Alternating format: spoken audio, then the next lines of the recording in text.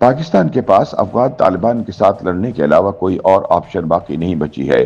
اگر پاکستان کابل اور قندھار پر حملہ کر کے افغان طالبان کو بھرپور جواب نہ دیتا تو طالبان انڈیا کے ساتھ مل کر پاکستان کو تباہ کرنے کی پوری سازش تیار کر چکے تھے۔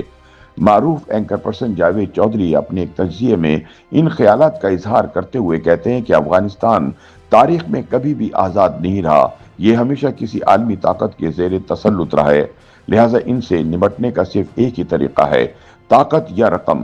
امریکہ انہیں رقم دے کر جان چھڑا چکا ہے، جبکہ ہمارے پاس طاقت کے سوا کوئی چارہ نہیں۔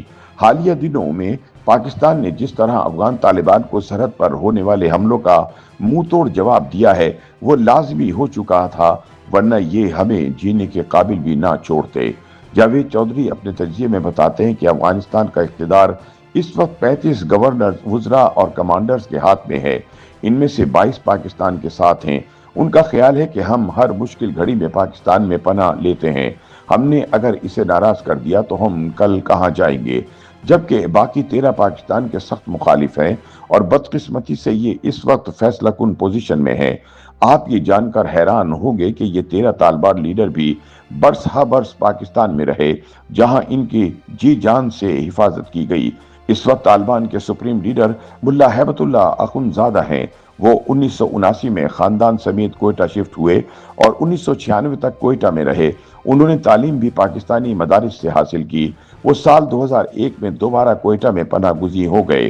پاکستان نے انہیں دوبارہ 20 سال تک دنیا بھر سے چھپا کر رکھا، لیکن آج ہیبت اللہ پاکستان کے دشمن نمبر 1 ہیں اور بھارت اور امریکہ دونوں سے ڈالر وصول کر کے پاکستان پر حملوں کی اجازت دے دیتے ہیں۔ جاوید چودھری بتاتے ہیں کہ صدر ابراہیم طالبان کے نائب وزیر داخلہ ہیں۔ اصل وزیر داخلہ سراج الدین حقانی ہیں، لیکن پاکستانی ہمدرد ہونے کی وجہ سے سپریم کمانڈر نے ان کے اختیارات سلب کر کے صدر ابراہیم کو دے دیے ہیں۔ یہ بھی پاکستان کے سخت مخالف ہیں۔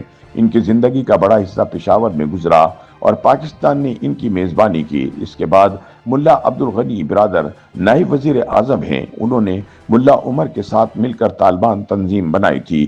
وہ 21 سال کوئٹہ میں رہے، لیکن آج یہ بھی انڈیا اور امریکہ نواز ہیں اور پاکستان سے نفرت کرتے ہیں۔ سینئر اینکر پرسن بتاتے ہیں کہ ملا محمد یعقوب دراصل طالبان کے سابق امیر المومنین ملا عمر کے بڑے بیٹے ہیں۔ یعقوب اس وقت طالبان کے وزیر دفاع اور ڈپٹی کمانڈر ہیں۔ وہ بھی طویل عرصے کوئٹہ میں رہے، لیکن آج کل یہ پاکستان کے مخالف ہیں۔ ان کے ذاتی کردار بارے بھی قصہ سن لیجئے۔ ملا یعقوب سراج الدین حقانی کے گھر میں رہتے تھے، جہاں اسامہ بن لادن کے نائب ڈاکٹر ایمن الزواہری بھی چھپے ہوئے تھے۔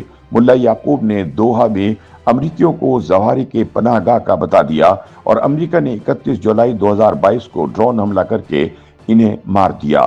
جاوید چودھری کے بقول ملا یعقوب نے اس وفاداری کا بھاری معاوضہ وصول کیا۔ ان کے بعد ملا عبدالحق واسق طالبان کے انٹیلیجنس چیف ہیں۔ وہ گوانتانامو موبے میں قید تھے۔ ان کی رہائی میں پاکستان نے اہم کردار ادا کیا تھا، لیکن یہ موصوف بھی اب راہ کے ذریعے بلوچستان لبریشن آرمی کے دہشت گردوں کو ٹریننگ دے رہے ہیں۔ ملا محمد زئی ہلبند، قندھار اور نیمروز میں ٹی ٹی پی اور بی ایل اے کے کیمپس کے نگران ہیں۔ ملا محمد زئی جلاوطنی کے زمانے میں ایران میں رہے تھے۔ ان کے علاوہ ملا عبدالقیوم ذاکر پاک افغان بارڈر کا کمانڈر ہے۔ قندھاری اور سخت مزاج قیوم ٹی ٹی پی کا البدر ٹریننگ کیمپ چلا رہا ہے۔ اس نے پاکستان میں انگور اڈے کے لیے 300، میران شاہ کے لیے 200 اور اسلام آباد، راولپنڈی اور کوئٹہ کے لیے 500 دہشت گرد بھجوائے تھے۔ پاکستانی انٹیلیجنس اداروں نے اس کی باقاعدہ گفتگو ریکارڈ کی، جس میں وہ پاکستان میں ٹارگٹ بتا رہا تھا۔ قندھار میں اس وقت بھی ملا عمر کے گھر میں 300 خودکش حملہ آور تیار بیٹھے ہیں۔ ہلبند کا کور کمانڈر ملا شرف الدین تقی افغانستان میں موجود بلوچ دہشت گردوں کو لڑنے کی تربیت دے رہا ہے، جبکہ قندھار اور کابل میں انڈین دفاعی ماہرین طالبان کو میزائل بنا کر دے رہے ہیں۔ جاوید چودھری بتاتے ہیں کہ پاکستان کے پاس اب لڑنے کے علاوہ کوئی آپشن نہیں، ورنہ طالبان انڈیا کے ساتھ مل کر پاکستان کو تباہ کر دیں گے۔ YouTube पर गूगली न्यूज देखने के लिए youtube.com की सर्च बार में गूगली न्यूज टीवी टाइप करें। गूगली न्यूज के पेज पर सुर्ख रंग के सब्सक्रिप्शन वाले बटन पर क्लिक करना ना भूलिए। YouTube पेज पर अपलोड होने वाली वीडियोस से बाखबर रहने के लिए बेल आइकन पर क्लिक कीजिए। आपको हर नई वीडियो के बारे में नोटिफिकेशन मौसूल हो जाएगा।